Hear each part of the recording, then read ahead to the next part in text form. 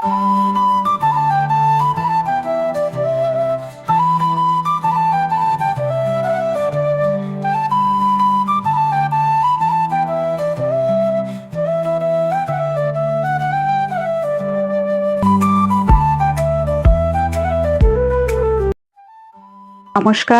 কেমন আছেন সবাই?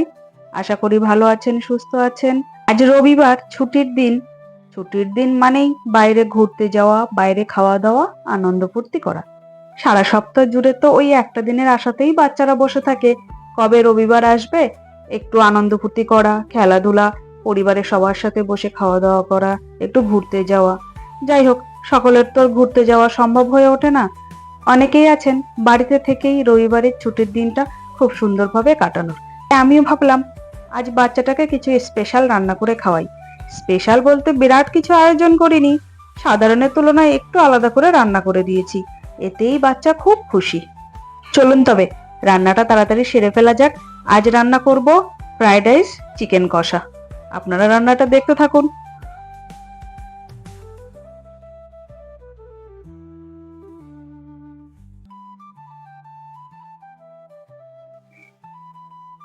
রান্নার কাটাকুটো সমস্ত কিছু আমার কমপ্লিট হয়ে গেছে। এখানে আমি পেঁয়াজ আর টমেটো কুচি করে নিয়েছি, পেস্ট করিনি। আদা রসুন লঙ্কা ওগুলো পেস্ট করে নিয়েছি। চিকেন রান্না করলে পেঁয়াজ টমেটো আমি পেস্ট করে নিই না, কুচি করেই দেই। চিকেন তো ওর সাথে ঠিক গলে যাবে। বলুন তবে রান্নাটা এবার ঝটপট করে নেওয়া যাক। ফ্রাইড রাইসের সাথে শুধু চিকেন কষা কেন, আলুর দম কিংবা পনিরের সবজিও আপনি খেতে পারেন। ফ্রাইড রাইস জিনিসটাই এমন, ওর সাথে আপনি যেটাই খান না কেন সেটাই ভালো লাগবে।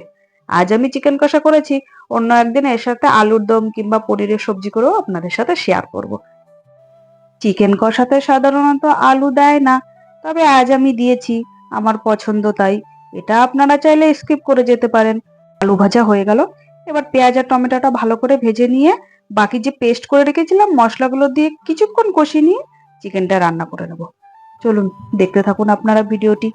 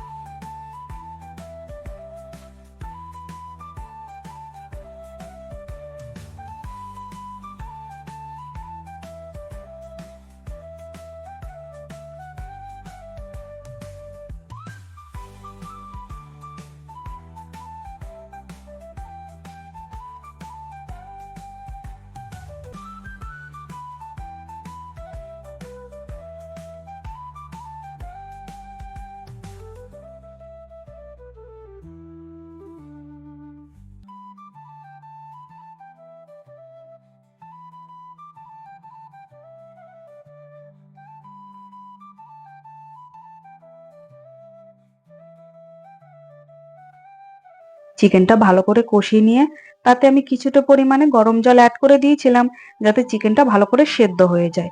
আজ বেশি ঝোল হবে না, চিকেন কষাই হবে। লাস্টে একটু গরম মশলা ছড়িয়ে দিয়ে চিকেনটা আমি এবার নামিয়ে নিয়েছি। ব্যাস, রান্নাটা তো আমার কমপ্লিট হয়ে গেল। এবার আমি চিকেনটা দু জায়গায় বেড়ে নেবো। যেহেতু এখানে অনেকটা পরিমাণে চিকেন আছে, আমি আগে থেকে কিছুটা রাত্রের জন্য তুলে রেখে দিয়েছি। আমি সাধারণত এইভাবেই চিকেন কষা করি, আপনারা কিভাবে করেন জানাবেন।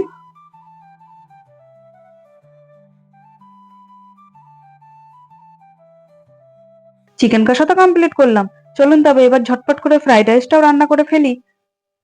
তো তার জন্য আমার এখানে লাগবে কিছুটা পরিমাণে গাজর, ক্যাপসিকাম আর বিনস।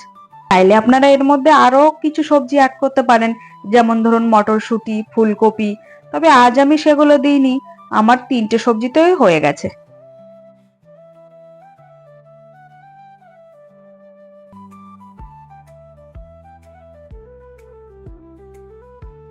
সমস্ত সবজিগুলো কাটা কমপ্লিট হয়ে গেছে। এবার এগুলোই আমি এক এক করে ভেজে তুলে রেখে দেবো। অনেকে আছেন সমস্ত সবজি এক জায়গা করে একবারেই ভেজে নেন, তবে আমি সেটা করি না। আমি এক একবারে আলাদা করে হালকা করে সবজিগুলো ভেজে নিই।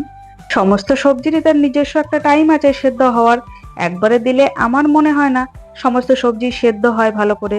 তবে যদি সেক্ষেত্রে আপনারা আলাদা করে ভাজেন, তবে সেটাই বেটার হয়। যেমন ধরুন গাজর ভাজতে একটু টাইম লাগে, সেক্ষেত্রে ক্যাপসিকাম তার আধা টাইমের মধ্যে ভাজা হয়ে যায়। যাই হোক, ভাতটা আমি আগের থেকে বানিয়ে রেখেছিলাম। এবার হালকা একটু তেল, তাতে কিছুটা পরিমাণে ঘি দিয়ে কিছুটা কাজু আর কিশমিশ হালকা করে ভেজে নিয়ে ভাতগুলো দিয়ে ভালো করে তেলের সঙ্গে মিশিয়ে 1 মিনিট মতো হালকা আঁচে আমি ফ্রাই করে নেব।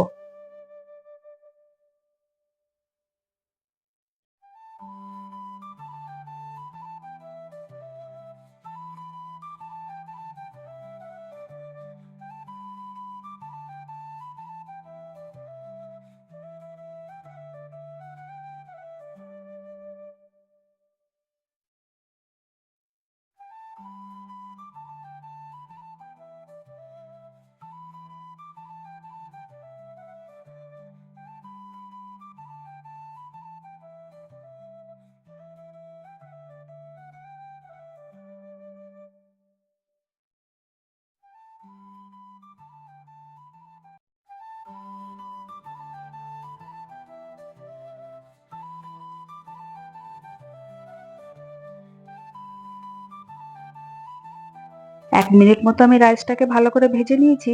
এবার সেই ভেজে রাখা সবজিগুলো এক এক করে দিয়ে আবার আমি ভাতটাকে ভালো করে মিশিয়ে নেব। এখানে একটু সাবধানতায় আপনাকে মেশাতে হবে, যেহেতু ভাতগুলো ভেঙে না যায়। যাই হোক, ভালো করে মিশিয়ে নিয়ে আরও মিনিট 5 আমি এটা রান্না করে নেব। ব্যাস, তাহলেই রেডি ফ্রাইড রাইস। এমন কোনো টাফ কিছু না, আপনারা সহজেই বাড়িতে বানাতে পারবেন। আর যে সমস্ত সবজি ফ্রাইড রাইসের মধ্যে যায়, সাধারণত সকলের ঘরেই সবজি কম বেশি থাকে। ব্যাস, রান্নাটা আমার কমপ্লিট। এবার গরম গরম এটাকে আমি পরিবেশন করে নেব। আপনারাও একদিন বাড়িতে ট্রাই করে দেখুন না ফ্রাইড রাইস চিকেন কষা। খেতে মন্দ নয় কিন্তু। আর সমস্ত কিছুই সকলের ঘরেই থাকে প্রায় সবজি। এমন কিছু টাফও নয় রান্নাটা। রবিবারের ছুটির দিনে বাচ্চাদের দিলে বেশ খুশি হয়ে যাবে। যাই হোক, রান্নাটা কেমন লাগলো সেটাও জানাবেন। সকলে ভালো থাকবেন, সুস্থ থাকবেন। দেখা হবে এমনই কোনো একটি রান্নার ভিডিওতে আপনাদের সাথে। নমস্কার।